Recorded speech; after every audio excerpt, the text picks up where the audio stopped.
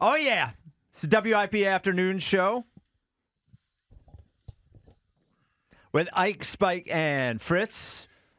What up, Ike? Scheduled day? Oh, man, I am excited today. Spike, Fritzy, let's go! We got a Super Bowl to get to. Oh, God. I got the path for us. All right. Oh, here we go. I'm sure you're going to outline it. Yep. Today's, this is the first time in my life I got to do a scheduled day show, so I'm very excited to go over the schedule. And we are going to do, if you've been listening all day, get ready, because we're going to do the exact same thing. But it's us saying it, so it means more. It does mean more. Means more, right? Yep. So this is going to be a big show. We're going to do schedule all day long. We're going to tell you what record we think they're going to have. We're going to go through every game. We're going to do some special little segments on, best road game and most emotional game. We'll have Elliott Shore Parks here at 3 o'clock to help us break down the schedule some more. So starting off the show, and if you're calling today, of course, you got to have your record. You got to tell us what the record. You got to give us your record. That's got to be it. That is the whole show today. Ike. Yes. I would be remiss if Jack or I went before you. So please give us your record and your thoughts after seeing the schedule. All right. Love the schedule. Right? I mean, listen, there are some pitfalls in there. There's going to be a stretch that we'll get to later in the show as we look at I think it's sort of the third of the season, somewhere around there, week 9, 10, 11, 12, somewhere around there. They got a stretch of games there where it's going to be difficult. There's a Fire Sirianni stretch in there, and there's a we're going to the Super Bowl stretch in there. So, you got all of that going there. But I like what we have the first portion of the season, even though a lot of it will be on the road. I got the Eagles. Right now I'm at 12-5. Okay. I could very easily be 13-4. Okay. Here's the one game that tilts the final record for me. The swing game. It's the Green Bay Packer game. Ah. They win that game, I have them at 13-4. They lose that game, I could see 12-5. That's more conservative. I guess you're starting a little behind where you normally, because you got to ramp up. Yes. By opening kickoff. I need room to grow. Yes. I can't start at 14-3. That's what I was going to say. 12-5 is more conservative than I thought. Okay, with 13-4, that game's a tough pick. That's especially, a tough game. Yeah. And I know the Eagles are favored now. Would not surprise me if it's a pick 'em by the time it's kickoff time. And I saw on Joe G's Twitter, I don't know where it came from, but there's lines for every Eagles game. And I think the Eagles are favored in all but 3 games I think or all but 4 games. 14 of the games they're favored in. So I think the schedule itself is 13. I'm wrong. 13 of the games. 13. Yeah. Is more favorable than I imagined. When you look at it on paper, there's not a lot of bad situation games, where you're like, we're on short rest and they're on long rest or something like that. Yeah. Not a lot of that. When you go game by game, without thinking about the totality of all of it, it's very easy to get yourself to 14 wins, to 13 or 14 wins. There you go. That's not where I was. I'm saying. So I had to do a little, funky math. Like, I'm looking at the 2 Giants games and the 2 Washington games, and that's 4 wins right there. But see, if I looked at them on their own, I said that's 4. But I said there's no way it's going to be 4. It's going to be 3. So I had to figure out. I sort of had to back into my record. So I wound up with 10-7. How the hell you go from 14 wins to 10-7? Because what I said was, if you're just looking at it game by game without thinking about the ebb and flow of the season and the games that we always think they're going to win and they always lose, and the ones that they always lose that they end up winning, that sort of stuff. I felt like the fair and balanced way to look at it got me to 10-7. Now, if you had asked me 3 weeks ago, I would, and I do still think this season does have disaster potential. Let me put that out there. I think it has disaster potential, but after thinking about it, looking at the schedule, seeing that it is a generally favorable schedule with the plus of no holiday games this year, which is great for us. No Christmas, no New Year's Eve, none of that. Yep. I came up with 10-7, which for me is optimistic. I think their over-under is 10.5. So I'm under, but just by a smidge. I'll definitely take the over. Fritz, what do you got? I can't wait to hear this. Yeah.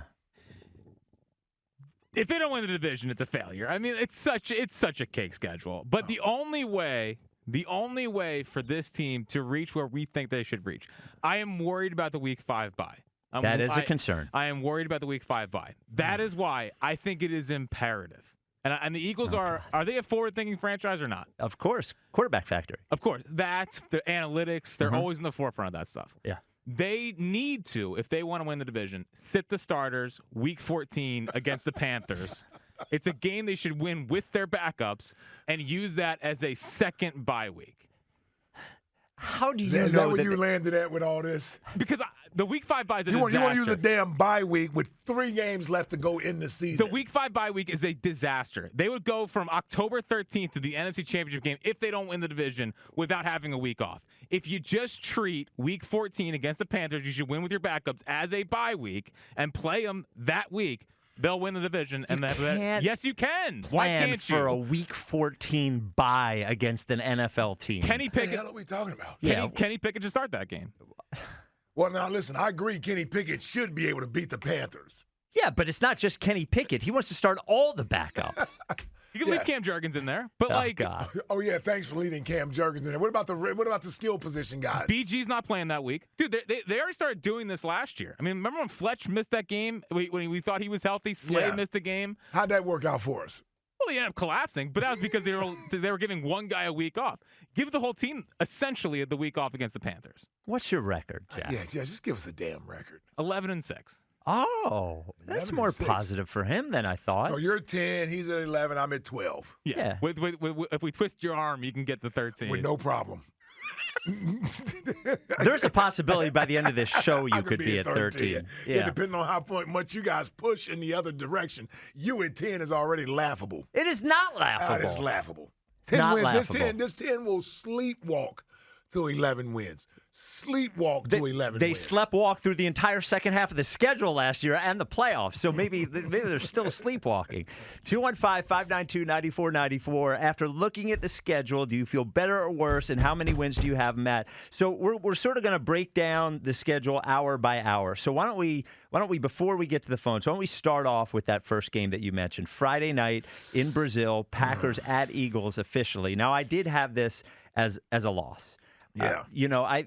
The Packers are going to be a good team this year. I believe that. They ended the season, except for the playoff game itself, they ended the season on a high note. It does seem like they, once again, have another franchise quarterback, which would be pretty amazing, third in a row to go from Favre to Rodgers to Jordan Love. Mm-hmm. And it's a tough situation for both teams. But really what I did was take the first 3 games as a section. I didn't think they were going 3-0. And if they're going to lose one of those games, this felt like the game that they were going to lose. Yeah, I think this is the toughest game before the bye week when I look at and I know we'll go through the schedule eventually with each game. But if with the bye week being in week 5, this looks like the toughest game to me, primarily because you're going up against a team the first week of the season. It's a neutral site, and they have the benefit of having the same coaches in place. More consistency than the Eagles do. They have that. They didn't have a lot of changeover this offseason, particularly on the offensive side of the ball. Although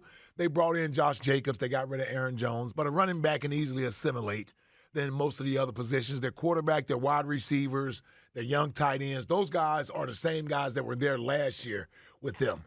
They added Xavier McKinney, who we all wanted here. They overspent for him. They added some other pieces on the defensive side of the ball that could lend to them getting off to a faster start, depending on how we handle our new coaching staff. How fast does the defense pick up Vic Fangio's defense, his scheme?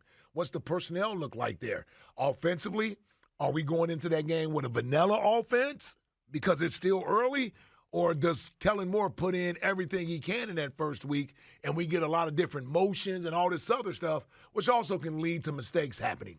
We don't play a lot in the preseason, which also can hurt us when we got 2 new coordinators. So that's the one game I'm saying right now I don't feel as confident that the Eagles will go out and win. Not that they aren't a better team. I just don't know if they'll be a better team week 1 of the season. 215-592-9494. How many wins do you have the Eagles at after looking to the schedule? You mentioned something there that I wanted to ask you about, which is the preseason and not playing very much. When you look at the first section of the schedule, there are a lot of winnable games in the first section of this schedule. I sort of wonder whether they treat this preseason a little bit differently than they have in the past, because you can't I just don't think with as many winnable games as you have in the first quarter of this schedule that you can go through it and not be as primed as you can. This seems like a preseason that maybe the starters get more work in the games that they normally would, and that the practices are spent more trying to get ready rather than trying to avoid getting hurt. Damn, boy, I'm going to love this offseason. Okay. That's exactly what I'm talking about right there. That's what Nick Sirianni and his coaching staff, the Eagles, they need to be thinking about, getting off to a fast start.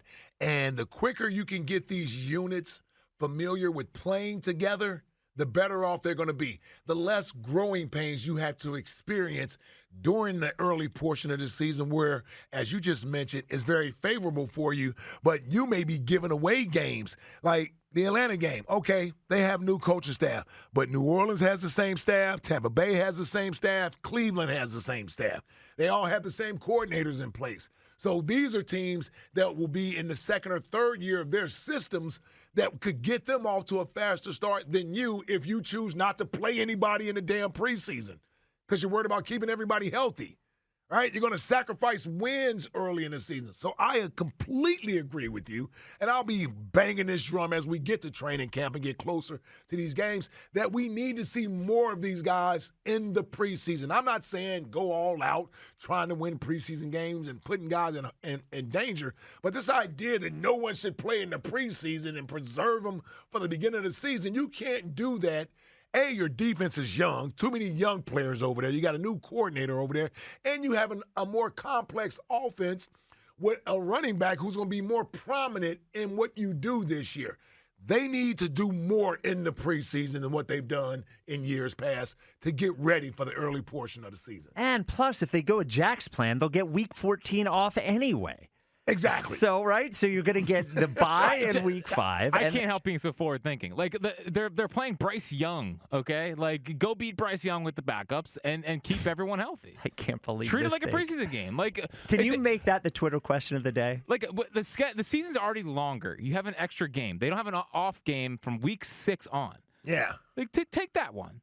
Well, how about you just win a division so you get a bye the first week of the playoffs? Well, that's not as fun. Okay.